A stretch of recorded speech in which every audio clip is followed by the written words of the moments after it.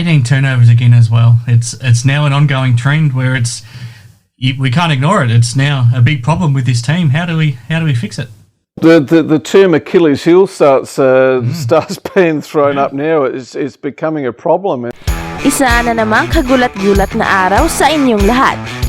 It's game day mga Kaigolaters. At napaka-crucial ng game ngayon dahil isang talo pa ng Adelaide 36Ers ay lalo na silang mababaon sa ilalim ng standings and they will face an equally struggling team na Cairns Taipans na galing sa 3 sunod-sunod na talo. Pero hindi mahinang team ang Taipans at hindi madaling talunin dahil sa first meeting ng Adelaide and Cairns Taipans ay tinambakan ng Adelaide 36ers and there were stretches na umabot hanggang 40 points ang tambak ng Taipans over the Adelaide 36ers. Curiously, ito ang professional debut ni Kai Sotto and he was used sparingly sa kanyang unang laro. Pero for sure, iba na ang laro bukas. And according sa mga reports ay meron raw minor adjustments ang Adelaide 36ers against the Taipans. Kung ano man ito ay wala tayong alam dahil hindi naman sinabi, but we can only surmise at titingnan natin ang mga possible adjustments ng team based sa mga nakaraang laro. The read, rejected by Sotto.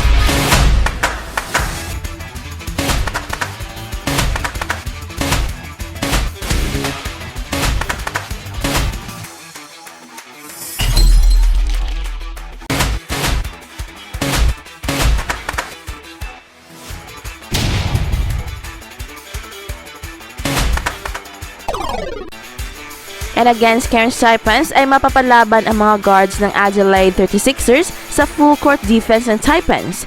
And based sa mga past games ng Sixers ay nahihirapan ang team na mag-break ng pressure defense at palaging turnover ang resulta. At dahil dyan, siguro it's the right time na pwedeng susubukan si Kai Sotto na siya ang magdadala ng bola. Ito ay isang strategy na ginagamit sa NBA at yan ang dahilan kung bakit patok ang laro ni Nikola Jokic sa NBA dahil siya ang nagdadala ng bola. Sa local league, ang ganitong strategy ay ginagamit ni Coach Tim Cairns sa bawat kapunan niya na meron talaga siyang player na big man na pwedeng magdadala ng bola. Meron siyang Bong Hawkins and Jody Vance na silang magdadala ng bola kapag merong pressure defense. Even the likes of Mark Pingris and Rafi Rivas were used by Coach Tim Cairns to bring the ball when needed. At sa palagay ko, ay kaya naman siguro ni Kai Sotto na magdadala ng bola dahil he has good handles at napakataas pa ng kanyang basketball IQ. If pwede, si Kai Sotto ang gagawin nilang point center sa game against Cairns Taipans. But it remains to be seen how will Kai Sotto react kapag bibigyan siya ng ganitong role ng team. But it's worth trying dahil sayang ang skills ni Kai Sotto at hindi lang gagamitin. Another thing na pwedeng gawin ni Kai Sotto ay ang pagtira niya sa labas sa 3-point area. Dahil kapag makabuslo na si Kai Sotto sa 3-point area, ay tsak luluwag ang depensa sa ilalim dahil for sure susundan na nila si Kai Sotto kahit saang parte siya sa basketball court. Sunday afternoon at the Entertainment Centre, the Cairns Taipans are coming to town. Last time we played them over in Cairns back in December, they were 40 points up, I think it was, with 3 minutes to go. How much does that play on the mind of the 36ers players coming to this game, and how much would you want revenge on that team? It plays on their mind a lot. I mean, they gave us an absolute thumping touch-up. We were down by 40 at points in that game, and you know, they humiliated us. It was no way you and I can dress that up. That was just just one of those awful games. So once again, they played sporadically between that. Like we had the Melbourne game and then the Brisbane game, and those games are polar opposites. But we're back at home. They should go in confidently. I mean, that's what you would hope that they could go in confidently. And you got to make sure that the guys like Majok Deng and Keanu Pinder, who we've already spoken about, you just can't let them go out and do their thing. I mean, they're athletes. They've got size. They're both going to want to come back here and play well, having been past players for the club. So to make sure guys like that just don't have career games. I mean, make other people beat you. Make people that some of these lesser known players, make them come in and make the shots, and just don't give guys the shots that they want to take, and I know that all this is easy said than done. I'm not not reinventing the wheel here, but just play tough. Come out with that mindset like they did against Melbourne United. Cope with that. So I think it's all a mindset about coming in from that tip off and playing the right way, and having a toughness about them that you sustain for 40 minutes. And I think if they do that, they'll have a win, and they'll have a good win. But as we've seen over the last couple of years, anything is possible, mate. So just fingers crossed that we come out, we give the fans a really good showing on Sunday, and once again we keep our season alive and move forward from there. There's a lot of interesting matchups. Obviously, the front court, you can't get much different than DJ and Cambesto up against Pinder and Majukdeng, but kind of, each of their respective strengths will play out. I think the McCarron-Machado matchup, is pretty evenly matched as well. Perhaps the one that I do want to get your thoughts on, and that might decide things, is that both teams need, Adelaide needs Todd Withers, Cairns need Tajir McCall to be that energy guy who provides that bit of X factor. I think Todd really needs to step up and make sure that McCall doesn't become a match winner for the Taipans. Absolutely, and if that's a matchup, I 100% agree with you. I would go back one step when you talk about DJ and Bairstow against guys who are athletes. You talk about Jock Deng and you talk about Pinder. Jock Deng is probably not going to be eligible for Defensive Player of the Year this year. And a guy like Pinder, those guys are foul prone. That's my focus at the start. Purely from an athletic point of view, which we do have with those guys, make them play. Make them a focus.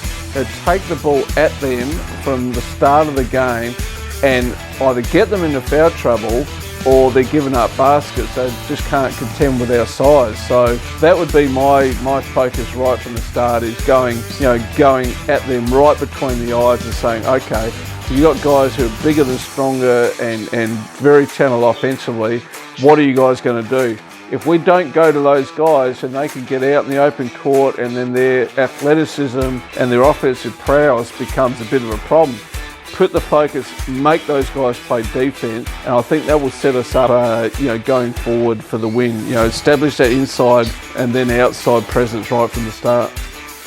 Absolutely. One more thing I wanted to ask you about, and then we'll wrap up the show. The fact that the 36ers haven't played for 9 days and have now been at home all week and get to prepare. DJ ends up with 15 and 12 or whatever it was, but 14. I didn't think he had a good game. I thought, he was, at times at the defensive end, and I know that's probably not the strong part of his game, but I felt there was times when we really need to have a stop. That he didn't provide. That extra rotation or the challenging shot that he should have. And let me get this straight, he was no orphan there. It was just I don't know, there just didn't seem to be the intensity from the team, or that absolute desire that when things were going south, things were going the wrong way, to draw a line in the sand and say, hey, we're not going to get beaten, or we're not going to give up open shots. That just didn't seem to be there, and that would be incredibly disappointing for the club and the coaching staff. 18 turnovers again as well. It's now an ongoing trend where we can't ignore it. It's now a big problem with this team. How do we fix it? The term Achilles heel starts being thrown up now. It's becoming a problem, and when you start thinking about it, that is when it becomes a problem. Players need to be able to play instinctively and be able to throw passes, but there's just too many sloppy passes, and that's on the individual. That's CJ going to run his system, but when teams sort of get into you up and into you defensively, and start trapping or whatever, once again, just keep your head, make good passes, and I'm sure there's a couple there that Mitch McCarron would like to have back again, and once again, what happened in that one in the last quarter where they trapped him and he basically threw it straight to Patterson. That was never ever getting close to DJ at all. It was a pretty bad pass, wasn't it? You saw it happen in slow motion, and it was just, I don't know. I don't know what happened there, but it's. I know he'd love to have that one back, and It's not something I remember being a problem for him last year with Melbourne, though. I mean, he was a really good ball handler. Very crafty player who makes great passes. Runs a team, but when things aren't going well, and when you've lost a couple of games that you should have won, you get a bit of that self-doubt creep into your mind, and you do start second-guessing yourself. When that happens as a player, that's a dangerous position to be in, because that's when it does happen. I know CJ would have addressed it, over the last week or so, and it would be just to, be confident in what you're doing, and that's easier said than done. But I know. CJ's not the type of guy who's going to get up there and rant and rave and give him a kick up the arse. And you're talking to a guy who's one of the most successful players of all time in this league. He knows that players need to be able to play with confidence and to be able to do their thing. And I know that he would be reinforcing that within the players now. So, it's a collective mindset where you just need to go out and it's difficult when you've been so up and down, and that's what we have been. But once again, all we can do is, and in such a ridiculous season with this bloody COVID, where you don't even know if it, I mean, we're sitting here now, we still don't know with any great confidence that Sunday's game will go ahead. I mean, we're hoping it will, but that could turn on the time we've chatted on the phone, Chris. So